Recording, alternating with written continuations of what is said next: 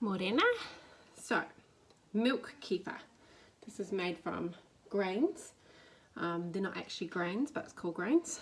And you put it into milk and it creates a pourable yogurt consistency called kefir. So I'm just going to show you what I do and some quirks about it. So I don't know if you can see this properly. I'll just use my little spoon to point. See how you can see pock marks here, like bubbles on the side of the glass?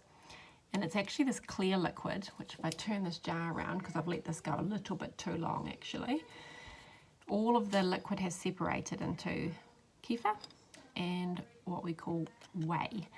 Now the whey, W-H-E-Y, is useful and can be used instead of apple cider vinegar.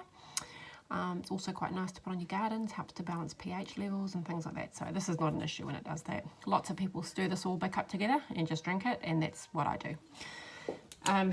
So it's really easy. So this is ready to go. Now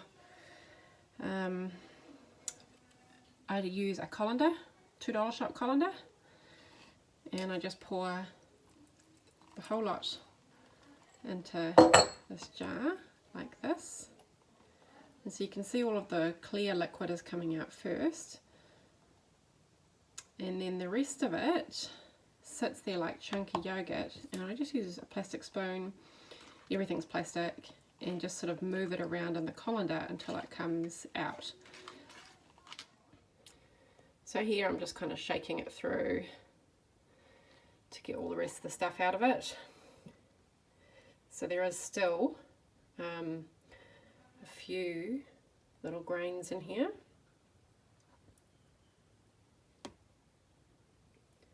Which I'll just pick up to show you under a different light. So that's one there, kind of like cauliflowers. And these here, they multiply as they go. And what they eat is they eat the lactose out of the milk. So it means that milk kefir is actually easier on your tummy for someone who's lactose intolerant.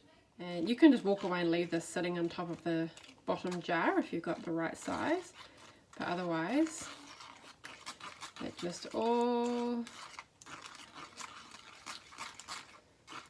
just sieves out like that. Now I'll let that carry on doing its thing. At the end of it you will find what we call our grain. So I'm just going to show you what this looks like. Here we go, kind of like cauliflower. And you just chuck that back in the jar that you use. You don't need to clean this, and put some more milk in it. At the moment, because I'm reactivating this grain, it's been in the fridge for a while, I will fill it up to about here with milk. But a grain that big would probably turn about 2 to 3 cups of milk to kefir.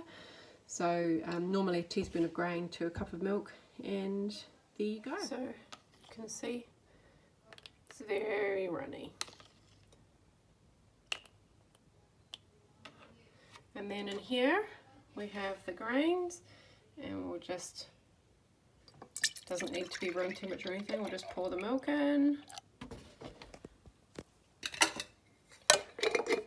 Kind of pop the lid on, and then I stick it up here with my other ferment. So to recap, you put your grains in the jar and you fill it up with milk, so about a teaspoon of grains to a cup of milk.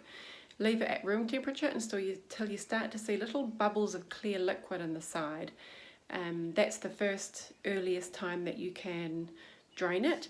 If you do it later, after the whey has separated from the curds, it can still drinkable, it's just a little bit more tart. So that in our house, which is fairly warm if it's sunny, takes about 2 days in winter, sometimes 3 days in winter. And you don't need to put the lid on tight. It does not need to be in the fridge, but if you've had enough of it and you want to hibernate it for a while, put it in fresh milk in the back of your fridge with the lid on, and then it will sit there quite happily until you get it out and reactivate it for further use. So good luck!